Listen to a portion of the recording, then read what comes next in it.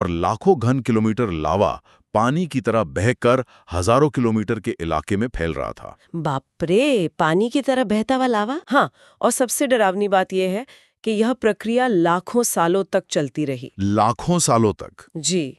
इस भयंकर ज्वालामुखीय गतिविधि के कारण वायुमंडल में अत्यधिक मात्रा में कार्बन डाइऑक्साइड और सल्फर डाइऑक्साइड जैसी जहरीली गैसें भर गईं। तो हवा एकदम जहरीली हो गई थी वो। बिल्कुल।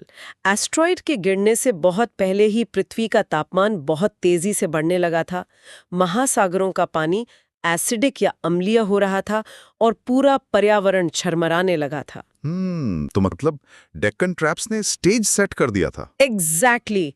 डेक्कन ट्रैप्स के निर्माण ने धरती के वायुमंडल को इतना कमजोर कर दिया था कि जब मेक्सिको में वो एस्ट्रॉइड गिरा तो वो उस ताबूत में आखिरी कील साबित हुआ। क्या बात है, मतलब ये प्लेट सिर्फ सफर नहीं कर रही थी, बल्कि रास्ते में वैश्विक स्तर के जलवायु परिवर्तन और विनाश का कारण भी बन रही थी। हाँ, इन दोनों घटनाओं के संयुक्त प्रभाव ने ही उस महाविनाश को अंजाम दिया, जिसमें राजासोरस और टाइटेनोसोरस जैसे भारतीय डायनासोर्स और दुनिया भर की बाकी प्रजातियां विलुप्त हो गईं। तो ज्वालामुखियों और आग के इस भयानक दौर से गुजरने के बाद इस विशाल द्वीप की गति में एक अप्रत्याशित तेजी आई। रिसर्च बताती है कि भारतीय प्लेट हर साल 15 से 25 सेंटीमीटर के रफ्तार से उत्तर की ओर बढ़ने लगी, जो कि भूगर्भीय नजरिए से बहुत ही तेज गति है। हाँ, क्योंकि आमतौर पर टेक्टोनिक प्लेट्स हमारे नाखूनों के बढ़ने की गति से खिसकती हैं, तो 25 सेंटीमीटर तो बहुत ज्यादा है। बिल्कुल, ये एक प्रचंड गति थी। और फिर 9000 किलोमीटर का ये लंबा सफर तय करने के बाद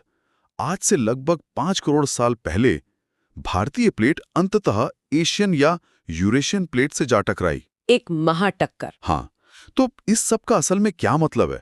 मतलब अगर इसे एक स्लो मोशन कार क्रैश की तरह देखें तो इसके भौतिक परिणाम क्या थे?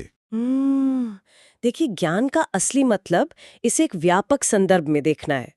इस महाटक्कर को भूविज्ञान में कॉन्टिनेंटल कोलिजन कहा जाता है। Continental collision? हाँ, आमतौर पर जब कोई समुद्री प्लेट किसी महाद्वीपीय प्लेट से टकराती है तो भारी होने के कारण समुद्री प्लेट नीचे धंस जाती है।